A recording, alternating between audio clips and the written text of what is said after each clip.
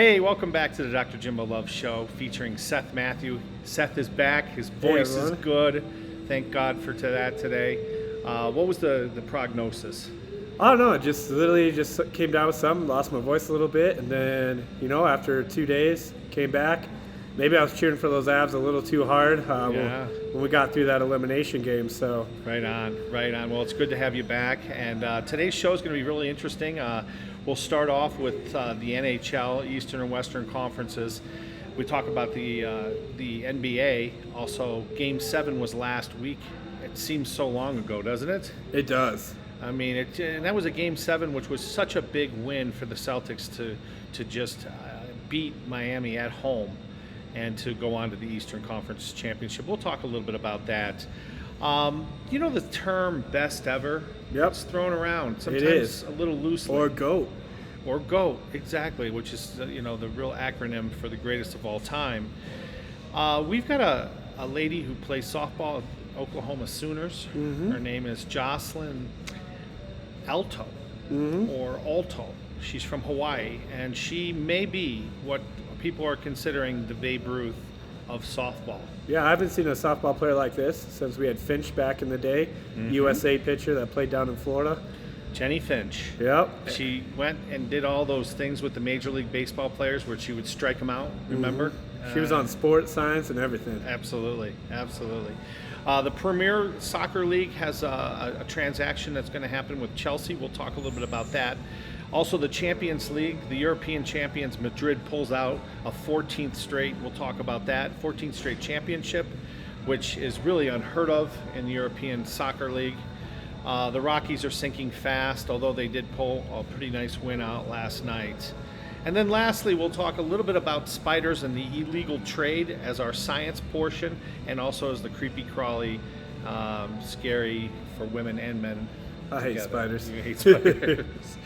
All right, well, let's do this first. Let's start off with the NHL Eastern-Western Conference Final. We'll start off with the Avs, our Western Conference champion, or hopefully going to be our Western Conference not champions. there yet, but we're almost there. 2-0, they are up. But let's talk a little bit about Game 1. It was a shootout. Yeah, really came out with who had the best offense. Now, we kind of knew this was going to be high scoring. Both of these teams are the highest scoring teams in the NHL. Respectively, Edmonton at number 1 with 4.33 goals average. And then you had the Colorado Avalanche sitting around like 4.2, 4.1. You know what? Lack of defense. Wayne Gretzky was criticizing it all game, even though it was a fun game to watch, saying neither one of these teams can win the Stanley Cup if they play like this. Absolutely, yeah. I mean, it was 7-4 after the second period. And then we had to watch, and I was a little nervous, as they chipped back, and it was 7-6, and then at the very end, of course, we got an empty netter that made it the 8-6. Yeah, and it was a little different for both teams. I mean, you look at it, Edmonton's goalie's been a little shaky all year. Smith's got kind of a weak glove, and then you go with, our guy Darcy Kuemper. He's had a great season. He usually plays pretty well. But ever since that first series with Nashville where he took the stick to the eye, he hasn't been the same goalie. Yeah. And unfortunately, after Game 1, he did get injured, and now we got Frankie in net. Game 2 came on, and he put out a shutout, which is just fantastic. Yeah, because, Game 1, they looked like they split some time in the net. Kuemper ended up having, he blocked 13 out of 16 shots, gave up 3 goals. And then Frank, we'll just call him Frank because that's what everybody calls him at Ball Arena. He ended up with 21 attempts, and he blocked 18 of them. Yeah, what happened was Kuemper ended up going out with an upper body injury, and that's what gave Frankie the start Game 2. Game 3, I believe it's Frankie again. He had a solid game. We have that tonight at 6 o'clock. Let's just talk a little bit about Joe Sakic. What a team he has created. Oh, he's literally gone through 2 coaches. He right now is on Jared Bendar, and before he had infamous goalie Patrick Waugh. That was a Stanley Cup winner for us. But the late acquisitions and what he did this offseason put us up for success. We look at it, Josh Manson, which is Manson, really a great defenseman. His dad is actually the assistant coach of the Edmonton Oilers, so father-son matchup there. Oh, nice. But then you have Arturi Lehkonen, and you ended up, Nazem Kadri was not on our team until the offseason, this last offseason in 2019. And we added Devin Taves from the Islanders. And Darcy Kuemper wasn't on our team until the beginning of this year. He came from Arizona. So a lot of the pieces he's put in place has set us up for success. Now, a couple of these guys like Colgiano and them, they didn't score a lot in the regular season, but out of his new acquisitions, about 10 of the game-winning goals have come from his new players that he added in the offseason, which is putting us into success. That's amazing. We saw a similar situation down in Tampa Bay with Steve Yzerman, and he really put together a great team, and of course they're the defending two-time champion, Stanley Cup champions. Yeah. Kemper out. Big question for Game 2. Avs win 4-0. 3 goals in the second period within about a 2-minute period that basically solidified our victory. The chant was Frank, let's go Frank. I loved it. Yeah, they really tightened up on defense Game 2. The big thing I liked about Frankie's performance is he controlled the rebounds, which typically, and this is my only knock on him and why he's our backup, he does give up some juicy rebounds that cost him some goals. But, in Game 2, he really handled it. He rose to the occasion, and that's what you need in a goalie at this stage. If he can be the hot hand going forward, maybe we don't see Kemper again. It's going to be a coach's decision on if they bring Kemper back in or Frankie. If he can win again tonight, right? If you just keep going with the hot hand. Absolutely. He was 24 out of 24 saves in Game 2, which is just fantastic for a backup goalie, and just shows the depth that the Avalanche have. Yeah, and you look at it too. I mean, Draisaitl and Connor McDavid going into this series had 59 combined points. You have a very high-powered team. Mm-hmm. Right now, I don't want to get ahead of myself, but the Avalanche have not lost on the road this postseason. We've only lost 2 home games. If we get 1 game in Edmonton, this series is basically over, especially if it's tonight. Going up 3-0 is pretty much a death sentence for the Edmonton Oilers. But I look to them to come out firing. They kind of maneuvered their lines a little bit. They dropped McDavid down and they put Nugent Hopkins up Game 2. It did not work. Maybe they go back to their original lines that were scoring lots of goals, putting McDavid back up a Draisaitl. But watch for Edmonton to lean on Evander Kane, Draisaitl, and Connor McDavid to try to get this team going, because right now they need to stop the bleeding. Absolutely. Now, Smith in goal for Edmonton had 40 shots on goal. He stopped 36 of them. Thank God we had the 4 that went in. Mm-hmm. But that's 40 shots on goal, which is that's a significant number of shots. Yeah, typically I'm happy if I see an NHL team put up 30. You're getting 10 a period. That's a solid performance on offense. Getting 40, even better. That is just peppering the goalie. Yep. Anything more than that, which is pretty much the only teams I see do that consistently, are going to be like Tampa Bay and maybe Florida Panthers on the regular season. But, this series is electric. There's so many goals going on right now, and it's just super fun to watch. It really is. And, they're going to have a watch party down at Ball Arena for tonight and tomorrow. And I thought it was really nice. They're doing free parking, and it's only $10 to get into the arena. Also, all of the concession stands will be open, so you can go and get beer and whatever kind of food items you want to do. So remember that. The watch party starts tonight at 5 p.m. down at Ball Arena, and again, it will be on Monday at 5 o'clock as well.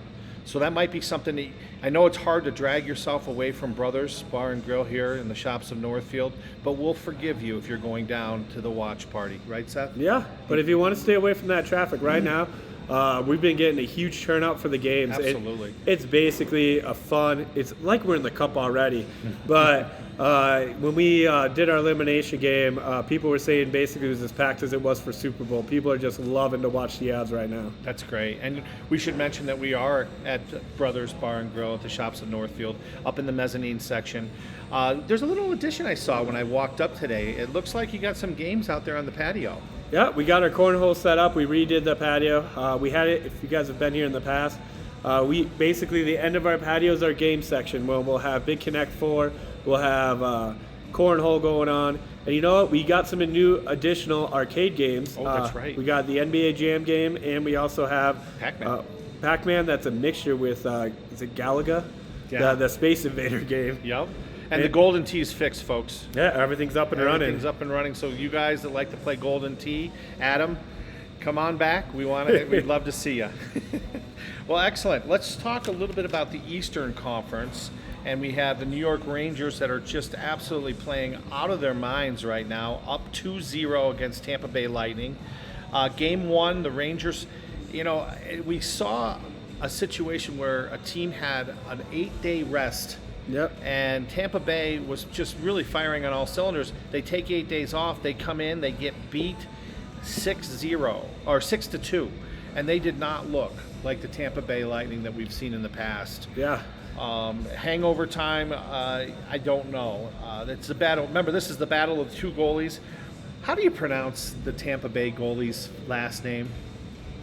It starts with Visletsky and Igor are the two. And I'm telling you right now, you can even hear the fans chanting, Igor's better, because Igor is just playing fantastic hockey right now. Yeah, Igor Price, he had the best season of any goalie this year in the regular season. But, I'm not writing off Tampa Bay right now. The Rangers have performed very poorly on the road. To be honest, in the first series, they had to go back and forth and go to Game 7 because they couldn't win on the road. They won all their home games, which is great. Mm-hmm. Then they go to Carolina, and they took them all the way to Game 7 to get a home win. Now, I don't think that series should have gone 7. Carolina got outplayed early, even when they were home. Now, the Rangers took care of business. They are the youngest team in the NHL right now. So they right now, I don't even know if they understand what kind of stage they're playing on because they don't have the veteran presence. You compare it to the New York Rangers have one player on their team that's won a cup. He happened to win it with Tampa. And then Tampa has 17 players still on that back-to-back championship team. So, I look for these veterans and I look for the experience to play a factor in. Tampa Bay easily could be going back to New York for Game 5, tied 2-2 in this series. We'll definitely watch. Now, in Game 1, Igor ended up stopping 37 out of 39 shots. And while the goalie for Tampa Bay was 28 for 34. So you had 39 and 34 shots. Yeah. So you're seeing some offense. You're just seeing a little bit better defense when it comes to the Rangers. The Rangers goalie basically. Yeah. Igor is the difference. The Rangers are really outperforming what I really thought they could do this year. When I saw this matchup for the Avs, I was like, I hope we get the Rangers over Tampa because Tampa Bay's just been there so many times. But Rangers are playing like every day is their last game, and they are playing lights out right now. So we'll see how this one turns out. But right now, Rangers are the hotter team, and we'll just have to wait and see how it plays out because, all these guys on the Rangers team, literally anyone can go off on any given night. So you really don't know. As much as Igor killed it in Game 1 and 2, he could get lit up Game 3 and 4, especially when you go to a hostile house like Tampa Bay. Well, we saw that in Game 2. The Rangers won 3-2, but it was all about the defense. Yeah. Igor comes up big late in the third. He has 3 saves consistently and on one exchange. You saw that three save thing, and that really, you could just see the air kind of go out of Tampa Bay right then because you have 3 quality shots within probably 10 seconds, and Igor blocks every single one of them. And a little thing not related to this series, New York Rangers released the price if they go to the Stanley Cup. $10,000 a ticket. It's right now people are hoping it goes down because a lot of people can't afford that. $10,000 just to play in the Madison Square Garden or to go watch the game in Madison Square Garden. And you know what? The Avalanche prices, I checked, they released Game 1 and 2 are $500 and $600 respectively. Game 5, because it could be a win, goes up to, I believe, $800 to $900 for the cheapest ticket. And then we end up going for Game 7. It'll be $1,500. We do not come close to the New York Rangers prices. No. And remember, our capacity crowd is right around 18,000 people. Yep. So it'll be full, it'll be packed, it'll be raucous like it has been in the last 2 games. For Game 5, that is, when we get there. Let's talk a little NBA. Yep. Let's go back. Let's turn back the clock a little bit. Do you remember a little bit about what happened in the Boston-Miami game? Again, it was Jimmy Butler trying to come out and just, pour it on as best he could, but he had no support. Adebayo is 25 points, but they really just got nothing out of Tucker, Struss, or Adebayo. They had 0, 8, and 9 points respectively, and you just can't win with people that aren't picking up the slack on your squad, and then that's sending them home they're all playing golf this week. Yeah, really there were 2 plays that cost Miami the game. One, Jimmy Butler goes for 3. I don't have a problem with the shot because you know what, at the end of the day you're trying to win. Yep. But there was a corner 3. I don't remember who took the shot. His heel touched the line. He made the basket and it came back. If that goes in, it's a completely different game. Yep. A lot of people are in an uproar about this because they said going to the championship should not be determined by this. What are your thoughts on that? My thoughts are that he clearly was out of bounds when you see the replay. Now, what did you see? Did you see the replay? Yeah, so his foot does kind of touch the line, but then he's on his tippy toe where it's not touching. On his tippy toe, but it looked like he came down. I don't know. It's a tough call to make, especially a call after the fact, which is what they do when they look at these things. I thought that he probably did. It wasn't definitive enough though. To be able to make that call, especially at that point in time in the game. That's my personal feelings on it. I mean, it's just unfortunate. You play a tough break. A whole season. You're looking at right now. You're probably close to 100 games into it, but Jimmy Butler also made a poor decision when he came down, and he could have taken the ball all the way to the hole, and he ended up deciding to pull up and try a three-pointer, which he was unsuccessful at. Yeah, I mean, you look at a lot of the greats. They pull up for three to take that W, and, he could have gone in to extend it. Maybe it's a different outcome. Maybe it's not. Maybe it's not enough. But, if I'm a Miami fan, if there's anybody I want taking that three, it's Jimmy. It's Jimmy Butler. And, he ended up with 35 points. Tatum ended up with 26, Brown 24, Smart 24. That's their big three. And Horford actually played extremely well too, with some tough D down in the early stretches. Yeah, which he really has to step up because the big guy on Boston, the main guy that should be in, isn't playing. He's had a leg injury. He's come in a little bit and then he goes right back down. Well, Horford picked it up big time in Game 1 of the finals. Yep. With 26 points. We'll talk about that in just a moment. The finals again with Golden State. They ended up playing Thursday night. And Game 1, the Celtics won 120 to 108. It was all Golden State in the first quarter. 21 points from Seth Curry. Just an incredible start. I thought, oh boy, Boston's in some serious trouble here. And as it worked out, Boston ended up scoring 40 and to Golden State 16 in the fourth quarter. 40 points. Yeah. And you just can't finish a game like that if you're the Golden State Warriors and expect to win. It was just a complete meltdown by Golden State. They should have known better. But, hats off to Boston for doing that. It won't happen again like that. If Boston's going to win, they're going to have to earn it. It can't just be a fourth quarter explosion. No. Because even Draymond said he felt like he let Steph Curry, Klay Thompson, and all those guys down because of his lack of poor defense in that fourth quarter. And he only scored 4 points, which is really not typical for Green.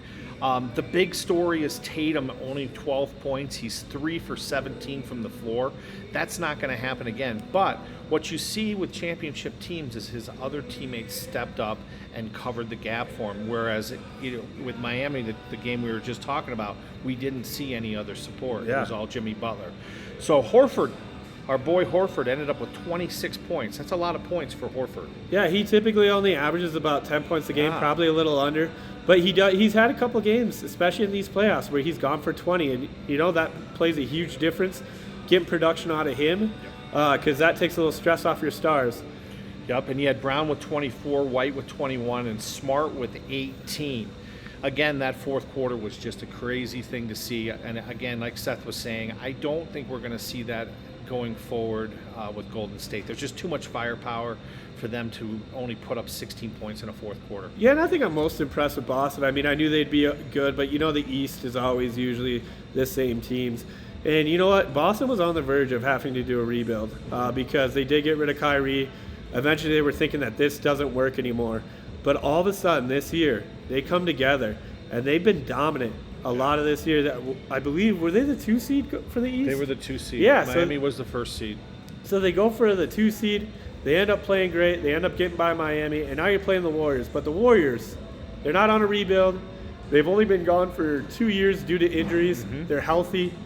I think when they're healthy, they're the best team in the NBA. And so I look for Game 2 for the Warriors to even this up. And I still have the Warriors picked to win this championship. Yeah, so do I. I've got them picked in DraftKings, so hopefully they'll pull it out. The game 2 is Sunday at 6 p.m. Remember, we'll have it here at Brothers Bar and Grill in the shops in Northfield. Don't be afraid to come down. We've got plenty of TVs here, and we will definitely have the game on. The sound will be on as well, probably, unless it's going against the Avalanche, which it shouldn't be because the Avalanche are going to play Saturday and Monday. Which is weird because that is a big gap to have off for the Golden State Warriors because in hockey you play every other day. Oh. Maybe there's a 2-game separation, but rarely, unless you finish your series early, because obviously you have to wait for the other teams. Well, normally you'll see a 3-game gap if there's going to be a travel day. Yeah. If they're going to travel, and we know that because we didn't get a travel day. We're in Edmonton right now, ready exactly. to play. Exactly. In game 1, Curry ended up with 34 points. Now, he had 21 points in the first half, but he only finished with 34. Thompson, 15. Wiggins poured in a 20, a good solid 20. A lot of those were in the first half. Poole just did not show up. The other, he wants to be a splash brother. He's got to do better than 9 points. Yeah, true. So, all right. So we'll be watching for that, and we'll be covering the finals going forward. Let's move to what we think or may think we may have an opportunity to watch the greatest ever college softball player. And let's talk a little bit about Jocelyn Alto. She has 117 career home runs, 22 more than any active player. Lauren Chamberlain is the closest. What's really cool about her is she's someone who can hit like Babe Ruth, and she bats like Ty Cobb. So Ty Cobb always batted for average. She had a 497 batting average in college softball, which is crazy because, they're throwing from 60 feet, 6 inches, Little League range basically. But if you look at what it looks like as far as reaction time, it's just same as upper 90s fastball in baseball. Yeah. So for someone to be hitting 497 is really crazy when you know that the top players in the major leagues are only hitting 330. If you're above 300, you're going to be a potential you're a great all-star. player. Yeah. But I think the big thing about this Oklahoma team is they just don't know how to lose. They so love to win. Only 2 losses on the year. Last year they were the World Series champs. And we're back here again. Only 2 losses. I believe they lost to Texas earlier in the year. And already watching them now, softball does have a mercy rule still. Mm-hmm. And they were playing, I believe it was Washington a couple days ago. It was 1-1, and I was like, man, is Oklahoma in trouble? 14-1 all of a sudden because they hit a grand slam, and when they get hot, their bats are just amazing. Oklahoma does not give up a lot of runs. I believe in their losses they gave up 3, maybe 4 runs, and they score every time I've watched them. So I've only watched them 4 times this year. They've been in double digits, and they've mercy ruled their opponent. Yep, and I'll just do a quote here from Sierra Romero. These are, sometimes when you're talking about great players, it's always good to hear what other great players have to say about them. And this is the quote. Some hitters have margin for error is so super small. They have to be perfect in order to hit the home run or the base hit. Her room for error is so big, she can have a bad swing and is still going to be launched past the stands into the outfield. And that's coming from another home run hitter, someone who had 82 career home runs in a season. She was a Michigan ball player. So we'll be watching her for sure. She leads career runs scored and slugging percentages of all active players. So this is a complete ball player as far as the plate goes. Matt Lyle of the Hitting Vault said she is so difficult to get out. There are no holes in her swing. She hits for power, she can hit bad pitches, and she's extremely patient in the box. So it's very hard for pitchers to be able to pitch to her because she's going to wait for her pitch. Yep. And if she doesn't get her pitch, she's going to hit a bad pitch, and she's going to put it wherever she wants to put it. So hats off to Jocelyn. We'll be watching you. We want to wish you luck going forward, and hopefully you guys can repeat as college softball champions. Yeah, I don't see a lot of teams standing in their way. I mean, Oklahoma State has had a decent run. Texas was doing okay. But overall, there's no team that has a complete package from pitching to hitting like the Oklahoma Sooners. Absolutely. You've been saying that all year long, and so it's going to be fun to watch a little bit of this going down the stretch. All right, so we'll move a little bit over to Europe, and we'll talk a little bit about Chelsea. And the only reason we're bringing up Chelsea is because they are right now getting ready to solidify a deal for $2.5 billion. Clear Lake Capital Consortium out of California is going to buy out Roman Abramovich, which is the Russian oligarch. Yep, he put it up after the Russia-Ukraine war started. Exactly, and I think it's a good move, and as soon as it's approved, I think we're going to see this. Now, the only reason we bring this up is because this 2.5 is going to be quickly eclipsed as soon as the Broncos solidify their sale. theirs is going to be somewhere in the range of $3.7 to $4.2 billion for the sale of the Broncos. But see, the big difference in soccer is the Broncos, when we get sold, we don't get better. When you buy a soccer team, Chelsea won when they won the championship. Man City used to be average at best. When they got new owners with deep pockets, there's no salary cap. I believe the first time this Russian, when he took over Chelsea, they won the championship not too long after. He spent over $1 billion acquiring players and solidifying a championship team. And they've been competitive every year. Man City has taken it over and over again recently. But when you get a new owner in soccer, especially with deep pockets, get prepared for some championships or some big trophies coming home to your city. Oh, yeah. Plus state-of-the-art facilities. They upgrade the facilities, and they fly first class, and they stay in a lot higher-end places. Yeah. All that is a huge bonus if you're playing for that team. So, Madrid wins their 14th European Championship. Over Liverpool. Over Liverpool, which I mistakenly said, and I was looking at FanDuel, the bet was that Liverpool plus 102 was the bet to do. Yeah. And unfortunately, the game was Madrid wins their 14th. The game was delayed 37 minutes. Did you hear about that? So we actually had it on here with sound, and we could not figure out for the life of us why the game was delayed. Because they wouldn't give details at the time. Right. Well, as it worked out, we found out later there were a bunch of soccer hooligans that were trying to use fake tickets, or there was a bunch of fake tickets that were sold.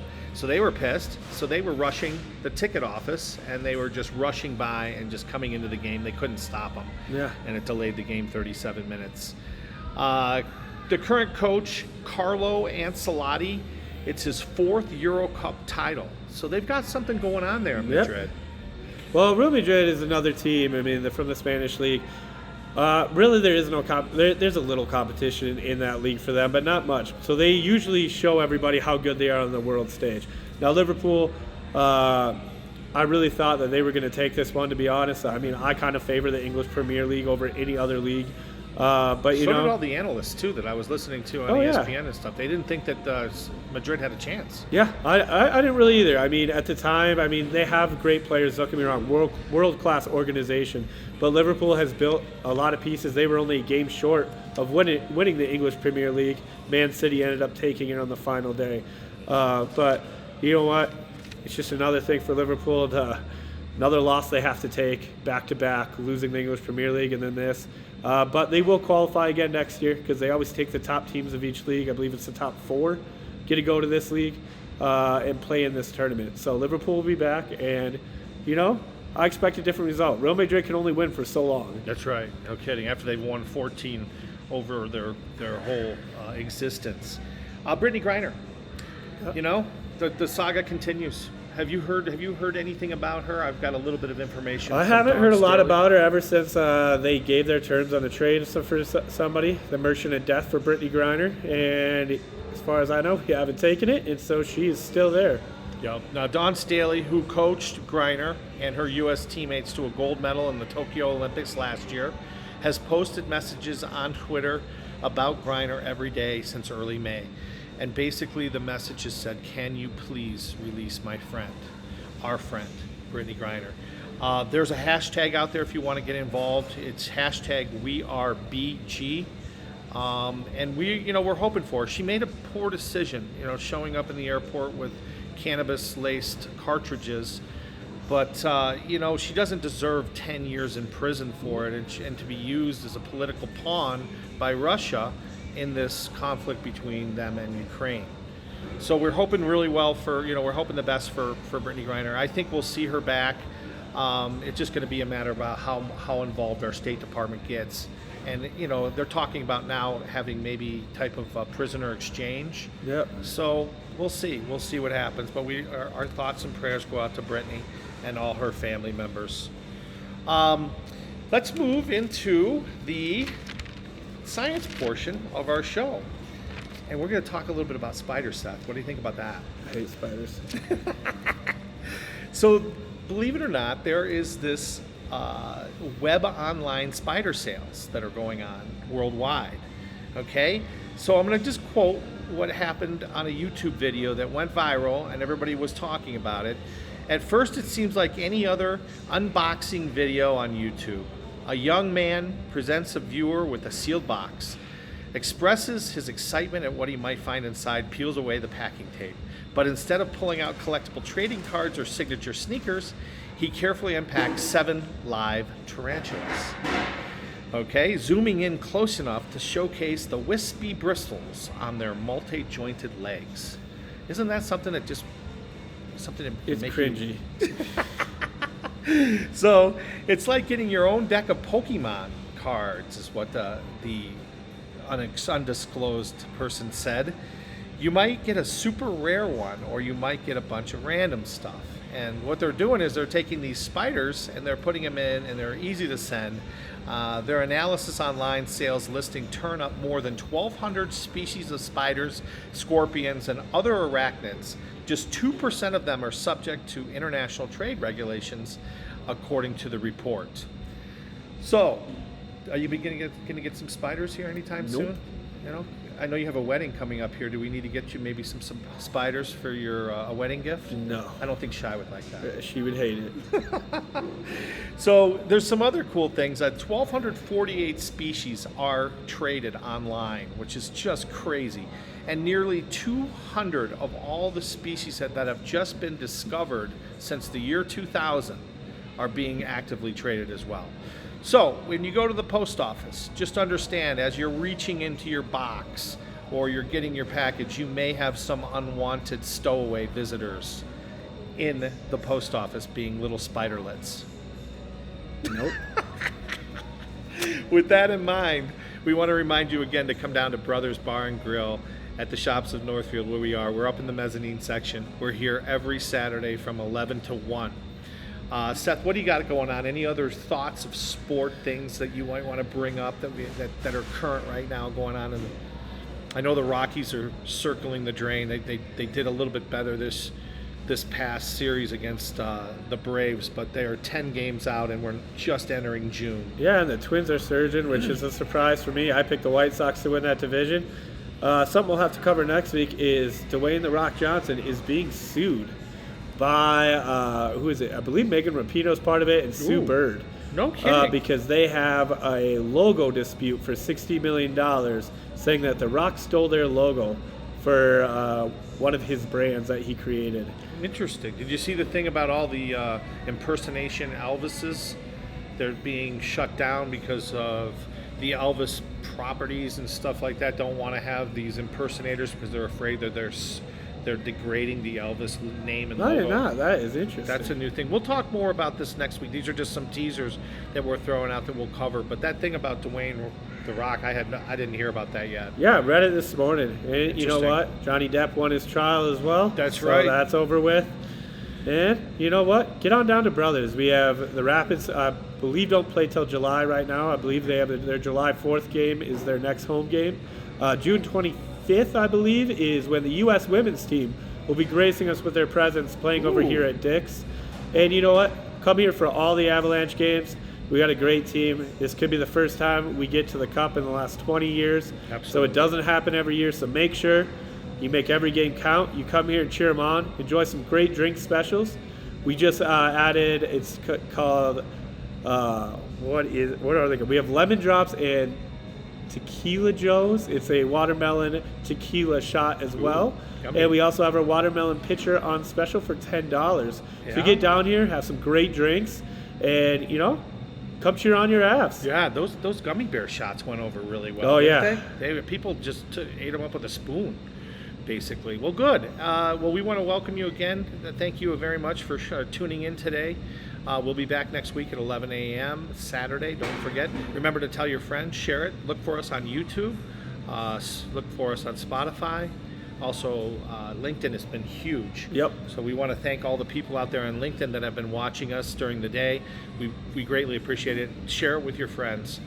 We'll see you next week. And remember, get out there this week and earn it. See you, Thank you very everybody. much.